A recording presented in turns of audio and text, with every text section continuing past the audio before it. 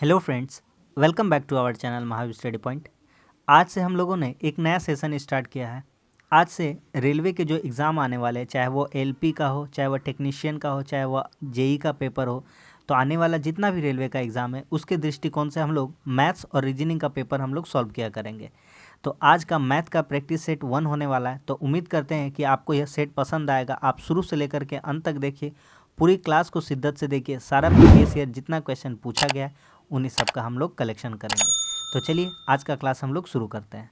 इससे पहले आपको बता दें कि हम लोग एसएससी का जितना भी क्वेश्चन पूछा जाता था प्रीवियस एग्ज़ाम में, उसका 4000 क्वेश्चन रीजनिंग और मैथ दोनों में कंप्लीट करा दिए हैं। आप उसको भी अगर चाहें तो देख सकते हैं, अगर एडवांस लेवल में देखना चाहते हैं। तो चलिए आज का क्लास हम लोग शुरू करते हैं। देखिए पहला क्वेश्चन क्या कह रहा है एक परीक्षा में 51% छात्र अंग्रेजी में अनुत्तीर्ण हो गए, यानी कि फेल हो गए, और 45% गणित में अनुत्तीर्ण हो गए। तो दोनों का बात कर रहा है और दोनों फेल वाला कर रहा है।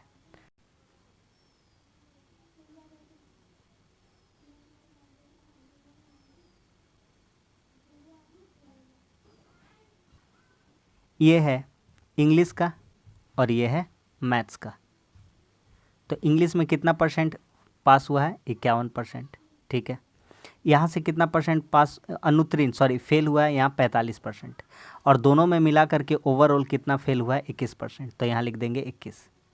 अब यहाँ से देखिए, ध्यान से देखिए, यहाँ पर इंग्लिश में फेल होने वाले कितने थे? 51। लेकिन बोथ साइड में अगर फेल होने वाले 21 है, तो यहाँ से इन दोनों का अगर अंतर निकालते हैं तो यहाँ से सिर्फ और सिर्फ कितना हो जाएगा? 30। यानी कि फेल यहाँ से कितने हो जाएंगे? टोटल 30। फिर यहाँ से यहाँ का अगर कंपैरिजन करेंगे तो 21 और 45, यहाँ कितना हो जाएगा? टोटल 24 जन फेल हो जाएगा मैथ में। और ओवरऑल टोटल कितना फेल हो रहा है? 21। तो यहाँ पर लिखेंगे टोटल अनुत्तीर्ण, यानी कि कुल फेल यानी कि अनुत्तीर्ण। तो कुल फेल कितने जन हो रहे हैं? तो देखिए 30 जन, 24 जन, और दोनों में फेल होने वाले कितने हैं? 21 जन। ठीक है, तो टोटल हो गया भैया आपका 3 2 5 5 2 7 7 5, कितना हो गया? 75। यानी कि टोटल 75% आपके क्या हो गए? फेल हो गए। तो पास कितने हुए होंगे? तो पास 25%। टोटल कितना मानते हैं? 100%। टोटल कितना मानते हैं? 100%। ठीक है, तो पास कितने हुए? तो 100% में हम लोग 75% क्या कर देंगे? माइनस कर देंगे। तो कितना हमारा पास हो जाएगा? तो हमारा पास हो जाएगा 25%। अब बस सवाल ख़त्म हो गया। हमसे कहता है तो और केवल 169 यानी 169 छात्र परीक्षा में उत्तीर्ण हुए, यानी कि पास हुए हैं। तो यहाँ पर पास का परसेंटेज में अगर हम देखें तो कितना बात कर रहा है? 25%। और यहाँ पर बात कितना कर रहा है? 169 का। तो अगर हम इसको 100% में बदल देते हैं, क्योंकि यह हमारा जो डाटा है पास होने का 169, ये पास का है, तो 25% है इसके अकॉर्डिंग। तो 25 में अगर 4 से गुना कर देंगे तो ये 100% हो जाएगा। तो इसमें भी 4 से गुना करेंगे तो ये आंसर आ जाएगा। तो 16 चौका 64, 4 9 36, और 64 3 कितना हो जाएगा? 67, यानी 676। तो आपका ऑप्शन कौन सा हो जाएगा? ऑप्शन नंबर 4 हो जाएगा, 676, ऑप्शन नंबर 4। उम्मीद करते कि यह पहला क्वेश्चन जो आपको समझ में आ गया होगा। अगला सवाल पे आते हैं।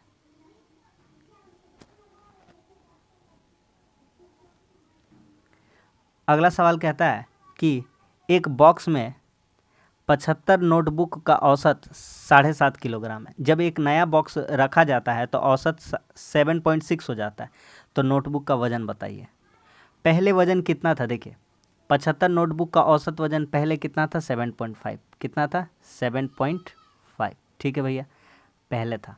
अब क्या हुआ? अब एक जन आया। कितने आया है? एक नया नोटबुक रखा गया। बॉक्स में कितना नोटबुक रखा गया? सिर्फ और सिर्फ एक। तो औसत जो है टोटल हो गया 7.6। यानी कि पहले कितना नोटबुक था? 75। तो अब नोटबुक कितना हो जाएगा? 76। कितने नोटबुक हो जाएंगे? 76 हो जाएंगे। और ओवरऑल देखा जाए तो कितना वृद्धि हो रहा है? तो देखिए पहले 7.5 किलोग्राम वजन हो रहा था, अब 7.6 किलोग्राम वजन हो रहा है, यानी कि 0.1 का वृद्धि हो रहा है। तो 76 जितना नोटबुक है सब में कितना करके बढ़ेगा? 0.1 करके बढ़ जाएगा। कितना करके बढ़ जाएगा? 0.1। तो इसी में इसको क्या करेंगे? हम लोग जोड़ देंगे। तो 7.5 में अगर हम लोग अब जोड़ेंगे ये वाला, तो इधर से कितना हो जाएगा हमारा? तो जब 0.1 से गुना करेंगे तो हो जाएगा 7.6। तो 7 7 14, 6 5 11, यानी 15 कितना हो जाएगा? 1। तो बिना किसी इसको जोड़ घटाव के आप आराम से इसको कर सकते थे। ये अप्रोच सीखिए, जो हम सिखा रहे हैं पूरी शिद्दत के साथ सीखिए, प्रैक्टिस से कराएंगे, जो किताब से करा रहे हैं आँख मूंद कर भरोसा करिए एकदम। 10,000 क्वेश्चन प्लस है, ठीक है, तो हर टाइप का क्वेश्चन हम लोग प्रैक्टिस कर लेंगे। आज इसका पहला दिन है, तो चलिए अगला क्वेश्चन पे चलते हैं।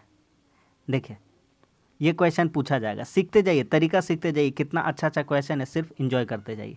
कह रहा है 2 का पावर 25, 2 का पावर 26, 2 का पावर 27 और 2 का पावर 28, यह किसका गुणज है, यानी किसका मल्टीपल है। अगर हम आपसे कहेंगे, देखिए यहाँ पर लिखते हैं 2 का पावर 25, एक काम करते हैं यहीं पे आपको हम दिखाने का कोशिश करते हैं। 2 का पावर 25 इसमें, 2 का पावर 25 इसमें भी कहीं ना कहीं है, इसमें भी है और इसमें भी है, तो कॉमन निकाल लेते हैं। तो 2 का पावर 25 यहाँ से पूरा निकाल लिए तो कितना बचेगा, 1 निकलेगा, पूरी निकल गया। 2 का पावर 26 है और 25 निकाल लिए तो 2 का पावर 1 बचा होगा, तो 25 और 1 कितना हो जाता है 26।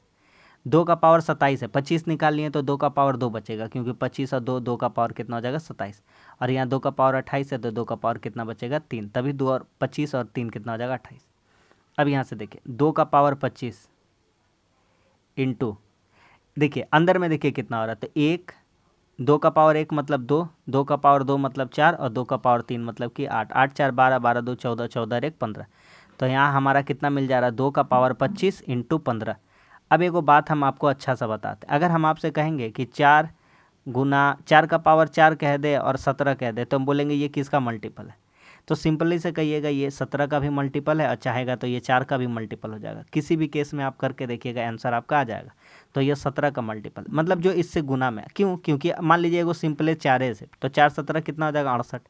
तो यह क्या 17 का मल्टीपल है कि नहीं है, बिल्कुल है। तो उसी तरह से यहाँ 15 शामिल है, तो यह जरूर किसका मल्टीपल रहा होगा, ये 2 का पावर 25 कितना भी आए तो 15 से गुना करने से आएगा ना। अगर एग्जाम्पल में और बताएं कि 15 गुना 4 कर दें, 15 गुना 4, तो 15 चौके होना है 60, कितना होना है 60। तो ये 15 का मल्टीपल रहेगा कि नहीं रहेगा, रहेगा। 4 का मल्टीपल रहेगा कि नहीं रहेगा, जरूर रहेगा। तो इन दोनों का मल्टीपल रह सकता है। तो ये वाला पूछा था किसका मल्टीपल है, तो 2 का 15 का, क्योंकि पावर वाला का कोई बात यहाँ पे नहीं किया, ऑप्शन नंबर 2। तो यह किसका मल्टीपल था, 15 का। आगे बढ़ते हैं, अगला क्वेश्चन कहता है 5% साधारणिक ब्याज दर से कितने वर्षों में कोई राशि मूलधन से इतना हो जाएगी। देखिए सबसे पहले ये 33.1/3% को हम लोग तोड़ने का बात समझते हैं। देखिए आपको हम पूरा बेसिक से समझाते हैं। 33.1/3 तोड़िएगा तो 33 3 99 और कितना हो जाएगा 100/3, और परसेंट हटाइएगा तो 1/100, तो 100 तो कट ही जाएगा, तो बचेगा कितना आपका 1/3। यहाँ तक समझ में आ गया, ठीक है। ये 100 कट जाता है, 1/3 बचा। यानी कि मूलधन अगर 3 रहा हो, मूलधन कितना रहा हो 3, नीचे वाला देखिए यही कह रहा है, इतना गुना हो जाता है, बढ़ता है। तो मूलधन अगर 3 रहा हो तो मिश्रधन कितना हो जाएगा, तो मिश्रधन हो जाएगा 4, क्या कि बढ़ जा रहा है, क्या हो रहा है, बढ़ रहा है, ठीक है ना। मूलधन कितना हो जा रहा है 33.1/3 गुना बढ़ जा रहा है, ठीक है। मतलब 3 में से 1 बढ़ जा रहा है, तो मिश्रधन अब कितना हो जा रहा है 4। तो मूलधन 3 था, मिश्रधन बढ़ जा रहा है 1, 3 में से 1 बढ़ जा रहा है तो 4 हो जा रहा है। तो ब्याज यहाँ से निकाल सकते हैं, आराम से निकाल सकते हैं। तो यहाँ से ब्याज कितना प्राप्त हो जाएगा, तो मिश्रधन 4 है, मूलधन 3 था, तो कितना ब्याज हो जाएगा 1। हमसे कहता है कि 5% दर है तो कितना वर्ष में, तो वर्ष निकालना है। तो सिंपल ही सा फॉर्मूला है वर्ष का, ठीक है। वर्ष का सिंपल सा क्या फार्मूला है, वर्ष का क्या, किसी का भी फार्मूला पूछेगा, एक फार्मूला हम आपको सिंपल सा यहाँ पर लिखा देंगे कि जो SI होता है, SI PST इंटू 100 होता है, TRP इंटू 100 होता है, TRP, तो P लिख दिए, TRP बटा क्या होता है 100, ठीक है। ये फार्मूला था। अब इसी के थ्रू हम लोग सारा जो भी पूछता है हम लोग निकाल सकते हैं। तो 100 गुना ब्याज यहाँ बिठाएंगे, ब्याज कितना है 1 बटा नीचे जो जो दिया डाटा वही बिठाएंगे, क्या बिठाएंगे रेट बिठाएंगे, और क्या बचेगा मूलधन, तो मूलधन बिठा देंगे। तो हमारा क्या निकल जाएगा ब्याज, सॉरी वर्ष निकल जाएगा। तो यहाँ से काट पीट मचा देंगे तो कितना आ जाएगा, 5 से कट जाएगा ये कितना बार में 20 बार में, तो आंसर आ गया 20/3। आंसर कितना आ गया 20/3। तो इस क्वेश्चन का सही आंसर कितना हो जाएगा 20/3 वर्षों में। उम्मीद करते कि सबको अभी समझ में आ रहा होगा। आगे बढ़ते हैं, अगला सवाल कहता है कि 10 सेंटीमीटर त्रिज्या वाले गोल, ये क्वेश्चन 110% इस टाइप का क्वेश्चन छपेगा ही छपेगा, मेंसुरेशन का क्वेश्चन। 10 सेंटीमीटर त्रिज्या वाले गोलक को पिघलाकर, देखिए कुछ भी चीज़ को पिघलाया जा रहा है, ये एक बड़ा गोला था, ये एक बड़ा गोला था, इसी को पिघला करके छोटा छोटा गोला बनाया जा रहा है। यानी इसका जो भी आयतन रहा होगा, इसका जो भी वॉल्यूम रहा होगा, उसी वॉल्यूम से ये वाला बना होगा बट के, ठीक है भैया। इतना बात तो समझ में आ गया। बताएं क्या बताएं, कि जो बड़का है उसी का वॉल्यूम से ये लोग बना है। तो 10 सेंटीमीटर त्रिज्या वाला एक गोला को पिघला है, तो सबसे पहले इसका आयतन निकालेंगे और कहता है n गोले वाले आयतन बना जा सकते हैं, और छोटका जो गोला बनेगा उसका नाप कितना रहेगा, 2.5 सेंटीमीटर त्रिज्या रहेगा उसका रेडियस, छोटा गोला। तो क्या इस तरह से कितना गोला बनाया जा सकता है? तो जब भी इस तरह का क्वेश्चन आएगा गोलों की संख्या, तो कुछ मत करिएगा, बड़का का आयतन क्या करिएगा, बड़ा वॉल्यूम, क्या करिएगा, बड़ा वॉल्यूम, वॉल्यूम यानी कि आयतन बटा छोटा का वॉल्यूम, बस आपका आ जाएगा n का वैल्यू, n यानी कि गोलों की संख्या। ठीक है, करके देख लीजिए यहाँ पर, अगर विश्वास नहीं होता तो गोला का फार्मूला बैठाइए। तो बोलिएगा भैया गोला का formula 4/3 pi r cube, r में कितना है 10 बड़का वाला, तो 10 गुना 10 गुना 10। ठीक है, अब छोटका का लिखिए बटा में, तो छोटका का कितना हो जाएगा 4/3, इसका भी पाई इसका भी, और आर क्यूब, इसका आर कितना है 25, ऊपर में 10 ले लेंगे। ठीक है, कोई दिक्कत नहीं है, पॉइंट हटा देंगे। अच्छा एक काम करते हैं, काहे उतना टेंशन लेते हैं, यहीं पे करते जा रहे हैं, 2.5 इंटू 2.5। देखिए यहाँ पर जो जो कटने लायक रहेगा आपका कट जाएगा। ठीक है, ये इसका कोई काम धाम नहीं है, गुना करके काटेंगे तो बेवकूफ़ी रहेगा, एक ही बार काट देते। 2.5 चौके, यहाँ भी 2.5 चौके, और यहाँ भी 2.5 चौके 10। तो गोले की संख्या कितनी होगी, 4 का क्यूब, 4 3 बार हो गया, तो 4 चौके 16, 16 चौके कितना हो गया 64। तो कितना आंसर हो जाएगा, ऑप्शन नंबर 3, यानी n का वैल्यू कितना आ जाएगा 64। क्या समझ में आ गया कि नहीं आ गया? सिंपल बात है, समझ में आ रहा होगा। आगे बढ़ते हैं, क्या आता है, द्विघात समीकरण के दो मूल। हम लोग जानते हैं द्विघात समीकरण के दो मूल होते हैं, अल्फा और बीटा। ठीक है, अल्फा और बीटा। तो द्विघात समीकरण का रूप क्या हो जाता है, x² minus alpha plus beta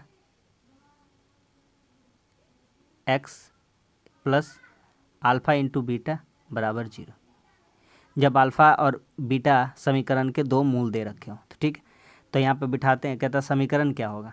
तो यहाँ पर देखिए, लिखिए x² अल्फ़ा प्लस बीटा का वैल्यू कितना है 8, तो 8x plus alpha into beta, alpha into क्या करना है, बीटा करना है। अब एक चीज़ हम लोगों को अलग से निकालना रहेगा, देखिए कैसे, अगर अल्फ़ा प्लस बीटा 8 है, अल्फ़ा माइनस बीटा 2 है, तो कैसे इसको निकाल सकते हैं, तो बीटा दोनों को जोड़ेंगे तो बीटा बीटा प्लस माइनस क्या हो जाएगा, कट जाएगा, और अल्फ़ा अल्फ़ा जुड़ जाएगा, तो 2 अल्फ़ा बराबर 10 हो जाएगा, तो अल्फ़ा का वैल्यू कितना हो जाएगा 5 हो जाएगा, और बीटा का वैल्यू यहाँ से कितना मिल जाएगा 3 मिल जाएगा। क्या किसी को दिक्कत हो रहा समझने में? देखिए 5 + 3 करिएगा तो 8 हो जाएगा, और 5 में 3 घटाइएगा कितना हो जाएगा 2। हम आपको एकदम स्मार्ट अप्रोच बताएंगे, मेरा जैसे हम बता रहे हैं उस लेवल से चलिए, देखिए आपका मैथ में इम्प्रूवमेंट आएगा, और आप समय से पहले क्वेश्चन को सॉल्व करने का कोशिश करिए। ठीक है, तो यहाँ पे अल्फ़ा प्लस बीटा कितना हो जाएगा, सॉरी अल्फ़ा इंटू बीटा कितना हो जाएगा, तो 5 दिया कितना हो जाएगा 15, अल्फ़ा का वैल्यू 5, बीटा का वैल्यू 3, तो 5 इंटू 3, 5 गुना 3 बराबर 0। तो बस समीकरण क्या सॉल्व हो गया, तो समीकरण आया x² minus alpha plus beta कितना है 8x, और प्लस अल्फ़ा इंटू बीटा 5 और 3 गुना होगा, तो 5 दिया 15, यही हो जाएगा। x² माइनस 8x प्लस 15 बराबर 0, x² माइनस 8x प्लस 15 बराबर 0, ऑप्शन नंबर 4। ठीक है, यही जब दो मूल दिए थे तो यही आपका समीकरण तैयार हो गया।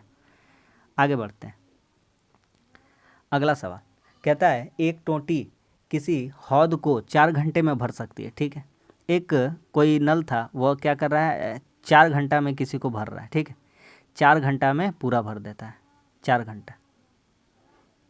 कहता है आधी हौद भर जाने के बाद कोई किसी को 4 घंटा में भर रहा है, तो आधा भरने में कितना टाइम लगेगा? सिंपल सा कॉमन सेंस बताइए, आधा भरने में कितना टाइम लगेगा? आधा भरने में, तो आधा भरने में 2 घंटा लगेगा, काहे कि पूरा भरने में कितना घंटा, 4 घंटा लग रहा है पूरा भरने में, 4 घंटा पूरा भरने में, तो आधा भरने में कितना घंटा लगेगा? 2 घंटा। सिंपल सा तो लॉजिक है, 2 घंटा। ठीक है, आगे कहता है अच्छा आधा भर गया, उसके बाद क्या गया, उसी आकार के 3 और टोंटियाँ खोल दी गई, मतलब कि 4 वाला जो था ना, ये तो एक था और 3 को खोल दिया गया, मतलब 4 4 4, ऐसा एफिशिएंसी वाला, और के को खोल दिया गया 4 को। तो अब एक काम करिए, इन चारों को लसा लीजिए, 4 4 4 4, इन चारों को लसा लेंगे कितना आ जाएगा 4। अब एक काम करिए, 4 से 4 को भागा करिए एक बार में, 4 से 4 को भागा करिए एक बार में, 4 से 4 को भागा करिए एक बार में, 4 से 4 को भागा करिए एक बार में। तो यहाँ पर आपको क्या मिलेगा, यहाँ पर आपको मिलेगा कि टोटल अगर ये काम मान लेते, ये क्या है काम, तो यहाँ से एफिशिएंसी कितना उठा लेंगे 1 2 3 4, ठीक है। लेकिन ये 4 जो है, लेकिन हमको अब 4 काम नहीं करना है, काम कितना करना है 2। काम हमको कितना करना है, काम हमको कितना करना है 2। और इफिशियंसी कितना आ जाएगा 1, पहला इफिशियंसी नल का 1, दूसरा नल का 1, फिर तीसरा नल का भी 1, चौथा नल का भी 1, तो टोटल इफिशियंसी कितना हो जाएगा 4। तो 2/4 यानी कि कितना घंटा लगेगा यहाँ से, आधा घंटा, है ना। 2/4 यानी कि कितना हो गया, 1/2 यानी कि आधा घंटा होता है। तो पहले कितना घंटा लग रहा था 2 घंटा, और अब कितना लग रहा है आधा घंटा। तो टोटल टाइम पूछा, तो टोटल टाइम कितना लग जाएगा 2 और 30, तो इतना घंटा लग जाएगा, 2.5 घंटा। कितना घंटा लग जाएगा 2.5 घंटा। क्या समझ में आ गया कि नहीं आ गया? ऑप्शन नंबर 1, 2 घंटा 30 मिनट। ठीक है, पूछा है कुल समय। अगर आपसे जो पूछता आप उसी का आंसर बता पाते हैं। आगे बढ़ते हैं। देखिए इस क्वेश्चन को एकदम शॉर्ट ट्रिक से करेंगे, ज़्यादा इसमें झोल झाल नहीं करेंगे हम लोग। कहता है कौन सा अवरोही क्रम, सबसे पहले आपको समझना पड़ेगा आरोही क्या होता है, अवरोही क्या होता है। आरोही, आरोही का अर्थात होता है बढ़ते क्रम में, आरोही का अर्थात क्या होता है बढ़ते क्रम में, और अवरोही का अर्थात क्या होता है घटते क्रम में। अवरोही क्या होता है घटते क्रम, आरोही क्या हो जाता है, आरोही क्या हो जाता है बढ़ते, और अवरोही क्या हो जाता है आपका घटते। तो चलिए सॉल्व कर लेते हैं सवाल को फटाक से। देखिए ये हमारा क्वेश्चन है, चारों अरेंज करके वही क्वेश्चन है, 5/8 5/8 5/8 सेम है 7/12 7/12 7/12 इधर उधर करके लिखा है। तो एक काम करते हैं, सबको तोड़ तोड़ के हम ठीक करना स्टार्ट करते हैं। तो 8 से अगर 5 को भागा देंगे तो 0.6 आ जाएगा, 8 छक्के 48, तो इसका आंसर आ गया 0.6। ठीक है आगे बढ़ते हैं। फिर 12 से 7 को भागा देंगे, नीचे से ऊपर को भागा देना। तो 12 से 7 को भागा दिए तो कितना हो गया, 12×5 = 60, 12×6 = 72, 12×5 = 60 समथिंग आ रहा है। ठीक है, तो यहाँ पे हमारा आंसर आ रहा है 0.5। अगला भागा देते हैं, 4 से भागा देते हैं 13 को, 3 को, तो 0.75 आ जाएगा। कितना आ जाएगा 0.75, तो यहाँ लिखते हैं 0.75, इसका आंसर आ गया 0.75। आखिरी बचा 16 13, कितना बचा 16 13, ये तो जगह नहीं बचा, यहाँ कर देते हैं 16 13, 16 7 112, 16 8 128, 0.8 कितना हो जा रहा है यहाँ से 0.8। ठीक है, लगभग मान हम लोग निकाल लिए 0.8। अब देखिए दो दो घर सबका पीछे हम लोग कंप्लीट कर देते हैं। मान लेते हैं इसको 0.80 है, 0.50 है, ये 0.60 है, ये तो 0.75 था ही। अब हमको कहता है अवरोही क्रम में सजाना। अवरोही यानी कि घटते क्रम होता है, तो सबसे पहले घटते क्रम यानी कि सबसे पहले बड़ा रहेगा, सबसे पहले बड़ा रहेगा। तो बड़ा कौन था, ये 16/13 वाला, 13/16, तो पहले ये रहेगा सबसे बड़ा, फिर उससे छोटा रहेगा, उससे मतलब उससे छोटा रहेगा, तो ये वाला 4 वाला कहानी था, तो 3/4। उसके बाद उससे छोटा वाला कौन सा रहेगा, ये 60 वाला, तो कितना है 5/8 वाला है ये। और अंतिम में हो जाएगा सबसे छोटा हो जाएगा, सबसे छोटा हो जाएगा कौन 7/12। तो यही इस क्वेश्चन का आपका क्या हो जाएगा आंसर हो जाएगा, जो कि ऑप्शन नंबर 4 में मौजूद है, यही है सबसे लास्ट में। यही हो गया अवरोही क्रम। क्या समझ में आ गया कि नहीं आ गया? आरोही किसको कहते हैं, अवरोही किसको कहते हैं। आगे बढ़ते हैं। कहता है जर्मन सिल्वर में कॉपर जिंक और निकेल दिया हुआ है 4:3:2 के अनुपात में। देखिए यहाँ पर लिखते हैं जर्मन सिल्वर में कॉपर है, कॉपर है, फिर जिंक है, और फिर क्या है निकेल है। क्या है निकेल। कितना कितना रेशियो में दिया हुआ है, 4:3:2।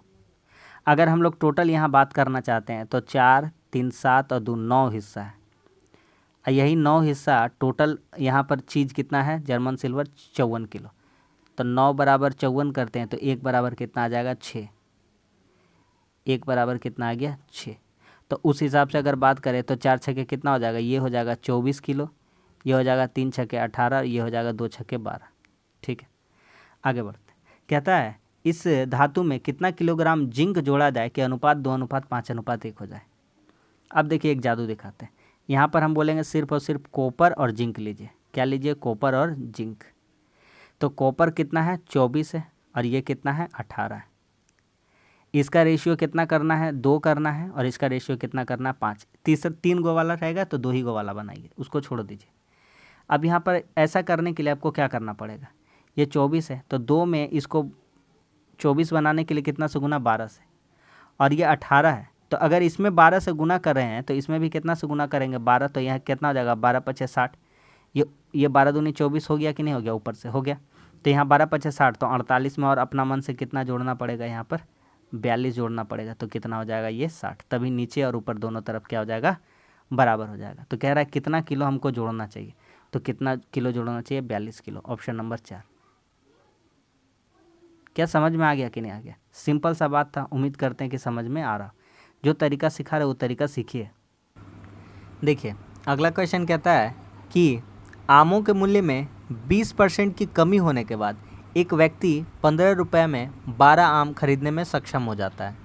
देखिए दाम में कितना का कमी हो रहा है, 20% का। 20% का फ्रैक्शन वैल्यू कितना हो जाएगा, 20% का फ्रैक्शन वैल्यू हो जाएगा 1/5। यानी कि कहीं ना कहीं पहले अगर कॉस्ट प्राइस पहले अगर 5 रहा होगा तो अब कितना हो गया होगा, 4। ठीक है, समझ में आ रहा है? 20% का कमी हुआ, यानी कि कोई वस्तु अगर पहले 5 रुपये में बेचते थे, अब कितना में बेच रहे होंगे, 4 में। तो यहाँ सेलिंग प्राइस क्या हो जाएगा, तो हम लोग जानते हैं कि कॉस्ट प्राइस और सेलिंग प्राइस एक दूसरे का क्या होता है, उल्टा होता है। ये आपको याद रखना चाहिए, ये आपको जानना चाहिए कि कॉस्ट प्राइस और सेलिंग प्राइस एक दूसरे का क्या होता है, उल्टा होता है। यानी कि कोई वस्तु अब 4 रुपये में बेच रहे, पहले 4 रुपये में बेच रहे थे, अब कितना में बेचेंगे, 5 रुपये में।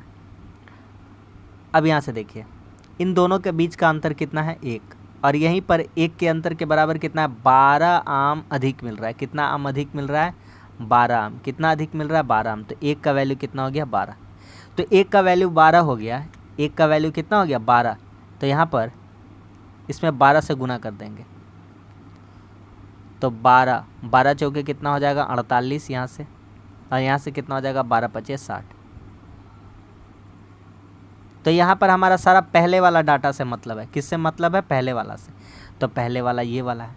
तो हमसे कहता है कमी से पहले आमों का मूल्य प्रति पैसा आम का बात कर रहा है। यानी कि पहले कितना आम मिल रहा है, 48 आम। कितना मिल रहा है, 48 आम। तो 48 आम मिल रहा है। कितना आम मिल रहा है, 48 आम। कितना रुपया में, 15 रुपया में। तो पैसा में बताना, क्या चीज़ में बताना, पैसा में। तो क्या करेंगे, 1500 बटा 48 भागा कर देंगे, तो कितना आ जाएगा, 48 दिया 144, 3। ठीक है, 60 बचेगा, 48 से कम 48। ठीक है, फिर कितना हो जाएगा, 48 दूनी 96, और फिर हो जाएगा 5। तो देखिएगा 31.25 पैसा प्रति आम। यही आपका इस क्वेश्चन का सही आंसर हो जाएगा। तो एकदम बेस्ट टेक्निक हम आपको सिखा रहे हैं, जैसा सिखा रहे हैं वैसे सीखिए, आपको मैथ में बनाने में मज़ा भी आने लगेगा। 31.25 पैसा प्रति आम। क्या समझ में आ गया कि नहीं आ गया? आगे बढ़ते हैं।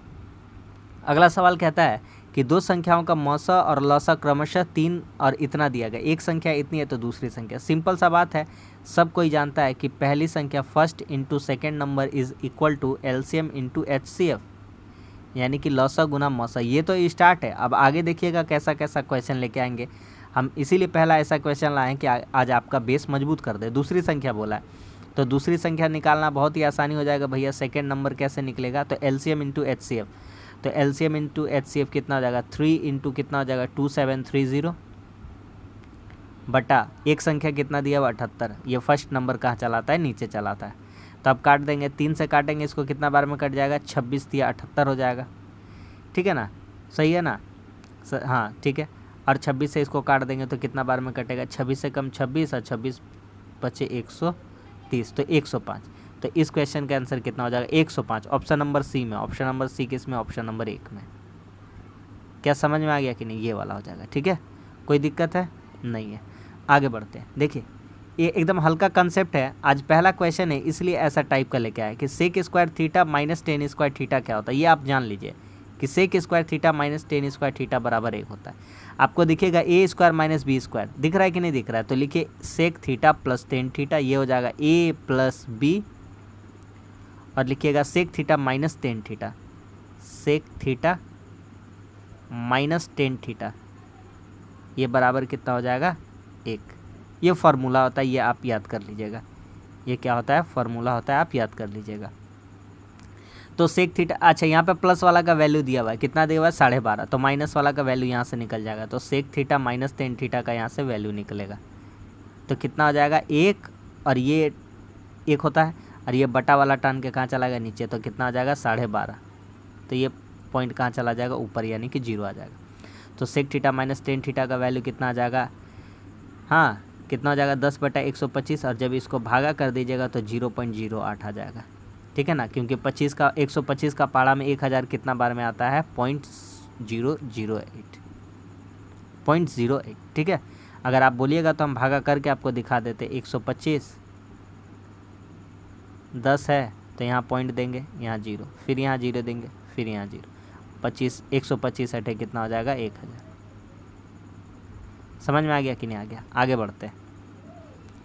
अगला सवाल एकदम मोस्ट इम्पॉर्टेंट क्वेश्चन है, जितना करा रहे हैं सब एकदम सिस्टम से चलेगा। आप बने रहिए हमारे साथ, एकदम सिस्टमेटिक तरीक़ा से हम लोग सवाल को सॉल्व करते जाएंगे। एक व्यक्ति 40 किलोमीटर प्रति घंटे की गति से गाड़ी चलाकर ऑफिस 1 मिनट पहले पहुंच गया, ये पहले पहुंच गया, ठीक है, जबकि 36 का स्पीड से चलाता है तो ऑफिस 3 मिनट लेट से पहुंचता है। एगो चीज़ सिखाएंगे, बढ़िया चीज़ ध्यान रखिएगा। इस क्वेश्चन के लिए आप एक मास्टर फार्मूला याद कर लीजिए, a गुना b बटा a माइनस बी इंटू, देखिए लेट हो रहा है, क्या हो रहा है लेट, और क्या हो रहा है पहले, तो लेट और पहले रहेगा, ठीक है, लेट और पहले क्या था, पहले था लेट, एक ही बात है, लेट या पहले, पहले लेट एक ही बात है। लेट और पहले रहेगा तो जोड़ देंगे, पहले पहले रहेगा, यहाँ भी रहेगा कि पहले पहुँच रहा है, यहाँ भी रहेगा पहले पहुँच रहा है, तो दोनों केस में यहाँ पे माइनस करके लिखेंगे। अगर यहाँ रहेगा कि देर पहुँच रहा है, यहाँ भी रहेगा देर पहुँच रहा है, तो माइनस करके लिखेंगे। लेकिन लेट पहले, पहले लेट रहेगा तो जोड़ देंगे और 60 से भागा कर देंगे, इसको क्या चिन्ह बना देंगे, किलोमीटर घंटा में, ठीक। अब यहाँ पे आइए सवाल को सॉल्व करके दिखाते हैं। पहला स्पीड कितना a मान लेते हैं 40, दूसरा स्पीड b मान लेते हैं कितना है 36, दोनों का डिफरेंस मालूम करते हैं, तो 40 माइनस 36, प्लस माइनस मत देखिएगा, a माइनस बी या b माइनस बी ए कर लीजिएगा, कोई दिक्कत नहीं है। पहला स्पीड कितना था 40, दूसरा कितना है 36। अब लेट पहले का बात कर रहा, तो यहाँ 1 मिनट पहले था और यहाँ कितना 3 मिनट क्या है लेट है, तो दोनों को जोड़ देंगे तो 1 और 3 कितना हो जाएगा 4/60। आपका सवाल सॉल्व हो गया। अब देखिए बहुत ही अच्छा लगेगा, सवाल हम लोग बना लिए। 40 × 36 रहने देते हैं, 40/36 कितना हो जाएगा 4 इंटू 3 और 1 4/60, ये कट गया, 4 कट गया, 0 0 क्या हो गया कट गया, 6 छके कितना हो गया 36, तो 4 छके कितना हो गया 24। तो इस क्वेश्चन का सही आंसर कितना हो जाएगा 24। तो बोला है सिर्फ दूरी पूछा है, तो अगला जब क्वेश्चन लेके आएंगे तो हम सिर्फ इतना में ही सीमित नहीं रहेंगे, हम आपको रटा नहीं रहे कि दूरी बताइए। अगला क्वेश्चन रहेगा कि कितना समय लगता है, वास्तविक समय क्या है, देर वाला समय क्या है, सब क्वेश्चन आगे में पूछेगा, तो वो लेकर के हम आएंगे। आगे बढ़ते हैं।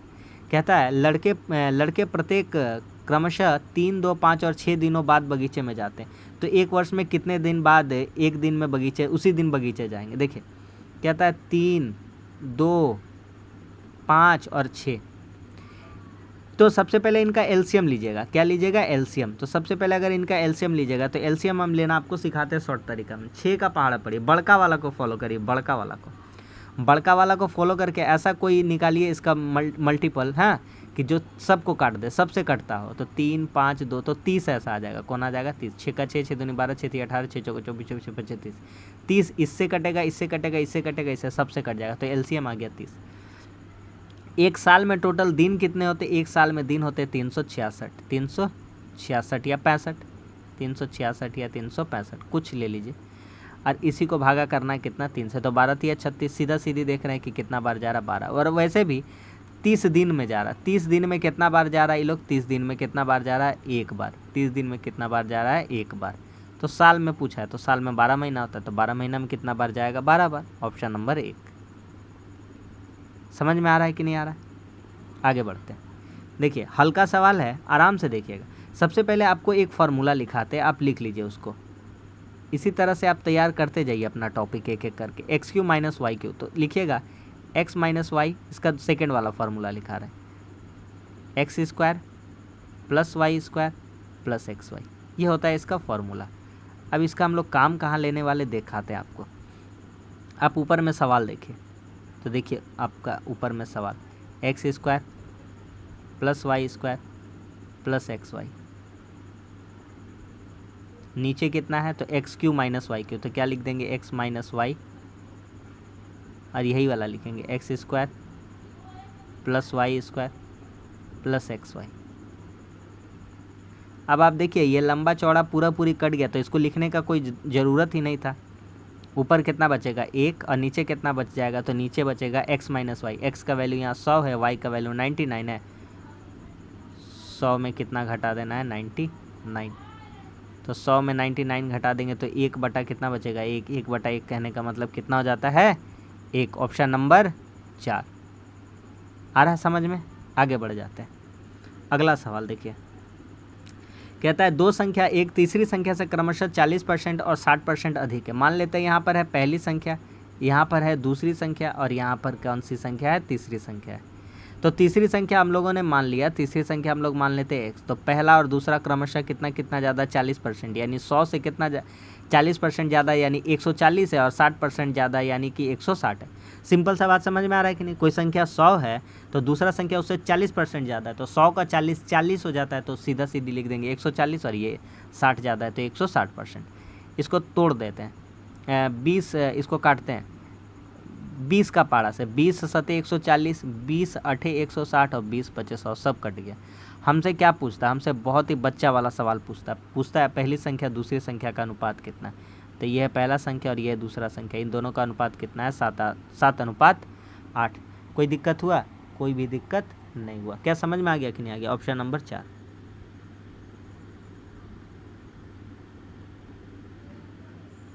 आगे बढ़ जाते हैं। आगे देखिए, कहता है कि एक नियमित बहुभुज के प्रत्येक अंतःकोणों का 120 डिग्री का है, तो भुजाओं की संख्या निकालिए।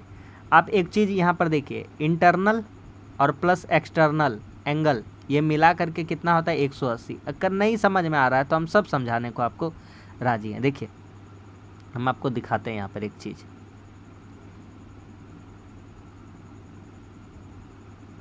यहाँ पे देखिए ये ठीक है, ये होता है आपका बहिष्कोण यानी एक्सटर्नल एंगल, और ये दो ठो अंदर वाला होता है इंटरनल एंगल। ठीक, तो हम लोग जानते हैं ये है एक्सटर्नल और ये है इंटरनल एंगल। तो हम लोग क्या जानते हैं कि जो बहिष्कोण का मान होता है वह दो अंतःकोणों के योगफल के क्या होता है, बराबर होता है। ठीक है, तो अब यहाँ पर देखिए ये दो ठो आई है और यहाँ पर ई है, तो जब इन दोनों आई और ई को जोड़ेंगे ना तो इसका जो इक्वेशन है हमको मिल जाएगा 180 डिग्री के बराबर। किसके बराबर मिल जाता है 180 डिग्री के। ठीक है भैया, क्या बताना चाहते थे। तो बोलता है प्रत्येक अंतःकोण का मान, आंतरिक कोण, अंतःकोण ये लोग 72 है, ये लोग कितना है 72, ये दोनों जोड़ करके कितना है 72। तो दोनों वो दोनों को मत लीजिए, यहाँ सिंपल एगो आई को लीजिए। ठीक है ना, कौन सा आंतरिक कोण है ना, आंतरिक मतलब अंदर वाला। तो एक्सटर्नल कितना हो जाएगा, बाह्य कोण कितना हो जाएगा, तो बाह्य कोण कितना हो जाएगा तो 180, और इसमें से इंटरनल घटा देंगे, इंटरनल कितना था 120, तो कितना बच जाएगा 60 डिग्री। कितना डिग्री 60 डिग्री। तो इंटरनल कितना हो जाएगा, सॉरी आपका एक्सटर्नल कितना हो जाएगा 60 डिग्री। आपको यहाँ पर ये त्रिभुज के माध्यम से हम सिर्फ आपको बाह्य कोण और आंतरिक कोण के बारे में बताएं, लेकिन यहाँ पर ये पॉलीगन है यानी कि बहुभुज है। क्या है, बहुभुज है, 3 भुजाओं से अधिक भी हो सकता है। ठीक है, तो ये बहुभुज था। तो यहाँ से एक्सटर्नल निकल गया कि बाह्य कोण निकल गया, कितना निकल गया 60 डिग्री। अब भुजाओं की संख्या n का वैल्यू कितना हो जाएगा 360 डिग्री बटा एक्सटर्नल एंगल 60। तो 360 को काट देंगे कितना बार में, 6 बार में। 360 बटा 60 कितना हो जाएगा 6, तो ऑप्शन नंबर सी हो जाएगा। तो 3 नंबर में दिया हुआ ऑप्शन नंबर सी ये वाला हो जाएगा 6। कितने एंगल हो जाएंगे ऐसे, 6 भुजा हो जाएंगे। साइड पूछा था 6 हो जाएगा। आगे कहता है एक वस्तु का लागत मूल्य अंकित मूल्य का 75% है। वस्तु का लागत मूल्य यानी कि कॉस्ट प्राइस, जो कॉस्ट प्राइस है वह अंकित मूल्य का यानी MRP का कितना है 75%। और 75% का फ्रैक्शन वैल्यू कितना होता है 3/4। जिसको नहीं आता उसको सिखा देते। 75% 75/100 हो जाएगा, 25 दिया 75, 25 चौके 100, 3/4। यहाँ से आप देख पा रहे हैं कि कॉस्ट प्राइस और ये MRP नीचे ले जाएंगे इसको टान करके। ठीक है, इसको सिर्फ और सिर्फ नीचे ला दिए, तो यहाँ ऊपर 3 बचेगा, नीचे 4 बचेगा। कॉस्ट प्राइस कितना है आपका, कॉस्ट प्राइस 3 है और MRP कितना है 4 है। हमसे क्या पूछता है, तो 15% की छूट दी जाए तो लाभ या हानि होगा ये बताइए। तो कॉस्ट प्राइस मान लेते हैं 300 रुपया और MRP मान लेते हैं 400 रुपया। तो कहता है 15% का छूट दिया जाएगा, तो MRP पर छूट दिया जाता है। किस पर छूट दिया जाता है, MRP पर। तो 400 का 15% छूट दिया गया, यानी कि बेचा कितना गया वस्तु को, तो 85% में। कितना में बेचा जाएगा, 85% में। अगर मान लीजिए 100 रुपया का वस्तु है, हम आपको 10% का छूट दे दिए 100 का वस्तु में, हम 100 का वस्तु में आपको 10% का डिस्काउंट कर दिए, तो आपको कितना में वस्तु बेच दिए, तो मोटा मोटी क्या पूरा पूरी मान लेंगे 90 रुपये में हमने आपको वस्तु को क्या कर दिया, बेच दिया। समझ में आ गया कि नहीं आ गया। तो उसी तरह से 85% का छूट दिया यानी बेचा कितना में, तो 15% का छूट दिया यानी बेचा कितना में, तो 85% में। तो ये जीरो दोनों कट गया, तो 85 चौके कितना हो जाएगा, 4 पैसे भी 8 पचे 40, यहाँ 340 हो जा रहा है। तो हमसे क्या पूछता है, तो हमसे पूछता है लाभ या हानि हो रहा है। देखिए खरीदा था कॉस्ट प्राइस कितना में, 300, और यहाँ चिपकाया कितना में, एमआरपी ये आ गया, ये क्या आ गया है, एमआरपी। एमआरपी कितना है, 340, ठीक है। तो हमसे पूछता है ना, हमसे पूछता है कि क्या हो गया है, लाभ हुआ है कि हानि हुआ। तो लाभ है हुआ है, प्रॉफिट। प्रॉफिट कितना हुआ है, तो यहाँ 300 यहाँ 40, तो 40 का प्रॉफिट हुआ है। कितना का रिस्पेक्ट में, कॉस्ट प्राइस, यानी कॉस्ट प्राइस कितना हो जाएगा 300 इंटू कितना हो जाएगा 100। तो ये काट देंगे। अब यहाँ से काटते हैं, तो ये 2 जीरो ये 2 जीरो क्या हो गया, कट गया। और 40/3 13×3 कितना हो जाता है, 13×3 यानी 13.33% क्या हो जाएगा आपका लाभ हो जाएगा। Option number 3। तो हमारा आंसर कौन सा हो जाएगा, ऑप्शन नंबर 3। सबको समझ में आ गया कि नहीं आ गया। आगे बढ़ते हैं। देखिए अच्छा क्वेश्चन है, आराम से बन जाएगा, आराम से। कहता है समान राशि पर 2 वर्षों में अर्जित चक्रवृद्धि ब्याज और साधारण ब्याज में इतना का अंतर है, तो ब्याज का दर इतना है, तो राशि बताइए।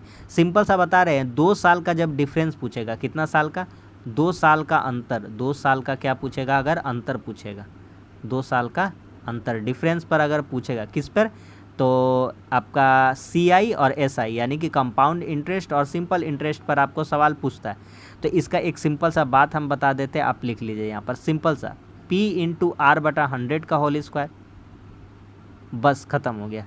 यही जानना था आपको। और यहाँ पे लिखिएगा CI - SI, ये तो दिया ही रहता सवाल में। तो चलिए बैठा दीजिए और आंसर निकाल लीजिए। तो लिखिए P यानी प्रिंसिपल, रहने देते हैं। R का वैल्यू कितना है यहाँ पर 4%, तो 4 लिख देते हैं, बटा 100 का होल स्क्वायर कर देते हैं, 100 का होल स्क्वायर। जैसे जैसे बोल रहे वैसे करते जाइए। CI - SI ये दोनों का अंतर कितना है, 28 साल का। बोलिएगा 2 वर्ष कहाँ चला गया, 2 वर्ष, तो यही तो पावर में 2 है, यही तो 2 काम चल रहा है। समझ में आ गया कि नहीं आ गया कहानी। यहाँ से देखिए, यहाँ से क्या हो जाता है, यहाँ से देखिए आपको करके दिखाते हैं। P × 4 का स्क्वायर 16 हो जाता है, ये कितना हो जाता है 100 × 100 बराबर 28। यहाँ से जब काटते हैं तो 4 चौके 16, 4 सते 28, 4 से काटते हैं इसको 25 बार में, अब 25 सते करते तो 175 हो जाता, और 2 जीरो और बच जाता, तो 17,500 हो जाता। कितना हो जाता, 17,500। Option number 4। तो हमारा जो प्रिंसिपल था वो कितना हो जाता, 17,500 रुपया। आखिरी क्वेश्चन पे आते हैं। देखिए इस क्वेश्चन में हम आपको कुछ समझाने का कोशिश करते हैं। हम सिर्फ आपको 20 क्वेश्चन नहीं कराएं, आप मेरा बात पर यकीन करिए, हम आपको 5 से 6 कंसेप्ट सिखा के चला गए हैं। ठीक है, देखिए यहाँ पर सिखाते हैं हम आपको M1 D1, हम सब चीज़ आपको एक्सप्लेन करते जाएंगे। आज क्लास का पहला दिन है, ये जो रेलवे वाला क्लास चला रहे हैं, नहीं तो SSC वाला हम लोग 4000 क्वेश्चन कर चुके हैं। अगर आप वो देखना चाहते हैं सीरीज़ तो आप देख सकते हैं। M2 D2 H2 बटा W2, ये क्या फार्मूला है भैया, MDH तो याद रहेगा ना, सिंपल सा MDH। तो MDH तो M1 D1 H1 बटा W1। W यानी कि कार्य होता है, M यानी कि मैन, D यानी कि दिन, H आवर की घंटा। फिर यहाँ मैन, यहाँ दिन, यहाँ घंटा, दो को टर्म दिया रहता है, तो उसमें सॉल्व करते हैं। देखिए यहाँ पे आराम से सॉल्व कराएंगे, गड़बड़ाइए नहीं। देखिए 9 मजदूर है तो मैन है, तो यहाँ पे लिखेंगे 9। डे है दिन, 6 दिन है तो 6 दिन। घंटा नहीं दिया हुआ तो कोई बात नहीं, घंटा को स्किप कर देंगे, बोलेंगे घंटा इसमें नहीं, हटाइए, कहानी खत्म। बटा ये जो पैसा कमा रहा ना, ये पैसा तो ऊपर नहीं रह सकता, क्योंकि ऊपर में मेन यानी कि आदमी, डे यानी कि दिन, और H यानी कि घंटा, यही सब रह सकता था, ऊपर में पैसा नहीं। तो पैसा वाला कार्य में ले लेंगे इसको, कहाँ लेंगे, कार्य में, तो ये नीचे लिख देंगे। तो पहला टर्म में कितना हो जाएगा 7560। अब फिर कहता है एगो बात और कि तो 4 दिन में, कितना दिन में, 4 दिन में, तो दिन का बात करा तो ऊपर लिखेंगे, कितना रुपया कमा रहा है? 8400 रुपया। कितना रुपया? 8400 रुपया। कितना मजदूर कमाएगा? तो आदमी निकालना है, तो आदमी निकालना यानी M2 निकालना है। क्या निकालना है? M2। सवाल ख़त्म हो गया। ये 1 0 से 1 0 क्या हो गया? कट गया। यहाँ 6 से काटते हैं, 6 से काटेंगे 12 बार में, है ना, और यहाँ 6 6 छक्के 36। 9 से काटेंगे इसको 14 बार में, 14 से इसको काटेंगे 14 छक्के 84, और 4 से इसको काटेंगे कितना बार में?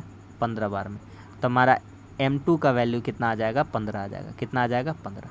तो इस क्वेश्चन का सही आंसर हो जाएगा ऑप्शन नंबर 4 यानी कि 15। क्या समझ में आ गया कि नहीं आ गया? तो बस आज का क्लास के लिए इतना ही। उम्मीद करते हैं जितना प्रैक्टिस करा है आपको कुछ ना कुछ समझ में आया होगा और नया नया कंसेप्ट आप सीखे होंगे। तो इसी तरह से मैथ्स और रीजनिंग दोनों का क्लास चलाएंगे, इसका टाइम भी फिक्स कर देंगे और आपको समय समय पर दोनों प्रैक्टिस सेट मिलता रहेगा। एग्ज़ाम सामने है, आने वाला ही है। जब एग्ज़ाम का डेट आ जाएगा तब तैयारी मत करिए, स्टार्ट कर दीजिए। जो किताब से करा रहे हैं आँख मूंद कर भरोसा करिए, सारा प्रीवियस ईयर ही है और सारा अच्छा कलेक्शन ही लिए जो एग्ज़ाम में क्वेश्चन पूछता है। तो वीडियो अच्छा लगता है तो लाइक कर दीजिए, हमारे चैनल पर है तो हमारे चैनल को सब्सक्राइब कर दीजिए, दोस्तों में भी शेयर कर दीजिए। मिलते चलिए अगली वीडियो में, तब तक के लिए धन्यवाद। जय हिंद।